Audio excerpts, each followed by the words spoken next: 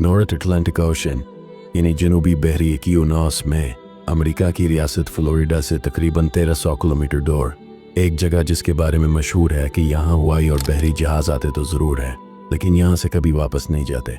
मैं बात कर रहा हूँ उस जगह की जिसे कहा जाता है बरमूडा ट्रायंगल। दोस्तों, ये बात है 5 दिसंबर 1947 की। अमेरिकन नेवी के 5 जहाज़ों का ग्रुप अपनी तरबीती प्रवास पर था।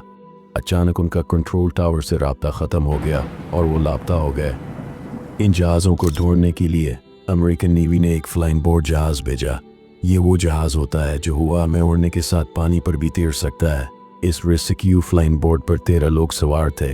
हैरानकुन तौर पर यह जहाज़ भी अपने 13 मुसाफिर समेत लापता हो गया।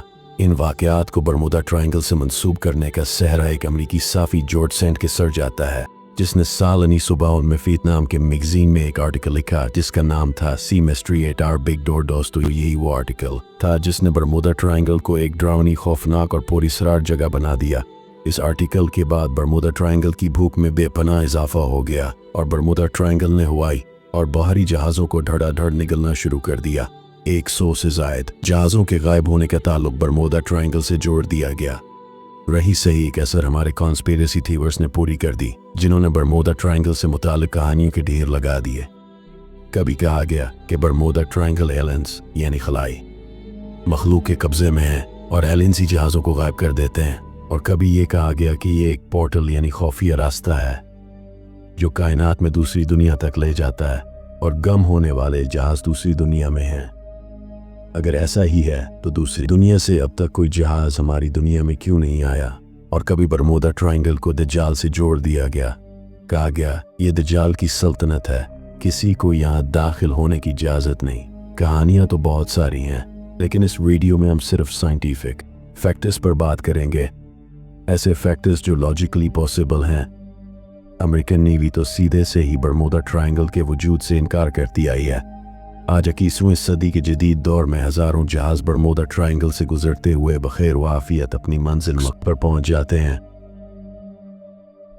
दोस्तों, 60 या 70 साल पहले दुनिया इतनी तरक्की याफ्ता नहीं थी। जहाज़ों को मैनुअल तरीके से उड़ाया जाता था। मौसम की हाल के बारे में भी ज्यादा इंफॉर्मेशन नहीं होती थी कि कब और कहां कोई समुद्री तूफान आ जाए। इन हालात में जहाज़ों के साथ हादसात का होना कोई हैरान कर देने वाली बात नहीं। आज जदीद दौर में इंसान इतनी तरक्की कर चुका है कि किसी तूफान की आने से हफ्तों पहले पता चल जाता है। जहाज़ों को तूफान वाली जगह से दूर उड़ाया जाता है। साइंस की तरफ से ये बताया गया है कि बरमूडा ट्रायंगल में जहाज़ों के गम होने की वजह वहां आने वाले समुद्री तूफान है। अब आते हैं कि बरमूडा ट्रायंगल में आखिर इतने खतरनाक तूफान क्यों आते हैं जो जहाज़ों को निगल जाते हैं, और आखिर क्यों उन जहाज़ों का मलबा नहीं मिलता। दोस्तों, ये जो तस्वीर आप अपनी स्क्रीन पर देख रहे हैं, ये नासा की तरफ से कैप्चर की गई थी, और ये तस्वीर है बरमूडा ट्रायंगल में मौजूद बादलों की, जो कि 6 कोनों वाले हैं। अमेरिका की एरिज़ोना स्टेट यूनिवर्सिटी के साइंस के मुताबिक उन बादलों की चौड़ाई 90 किलोमीटर तक हो सकती है। जो चीज़ उन बादलों को खतरनाक बनाती है वो है उनमें चलने वाली तेज हवाएं। ये हवाएं 170 किलोमीटर फी घंटे की रफ्तार से चलती हैं। ये तेज हवाएं जब समंदर के पानी से टकराती हैं तो लहरें पैदा करती हैं। इन लहरों की ऊंचाई 40 फुट तक होती है। ऊंची लहरों की वजह से बरमूडा ट्रायंगल में सुनामी पैदा होता है। ये 40 फुट ऊंची लहरें किसी भी बहरी जहाज को बासानी डुबो सकती हैं। 170 किलोमीटर की रफ्तार से चलने वाली हवाओं की लपेट में जब कोई हवाई जहाज आएगा तो वो अपना बैलेंस बरकरार नहीं रख पाएगा। हवाई जहाज को नीचे की तरफ धकेलते हुए समंदर में गर्क कर देती हैं। साइंटिस्ट के मुताबिक बरमूडा ट्रायंगल में गम होने वाले जहाज़ों का मलबा समंदर की गहराइयों में मौजूद है। ज़रूरत है तो बस वहां जाकर उन्हें दरियाफ्त करने की। इस वीडियो में बस इतना ही। आपसे मिलते हैं अगली वीडियो में, तब तक के लिए अल्लाह हाफ़िज़।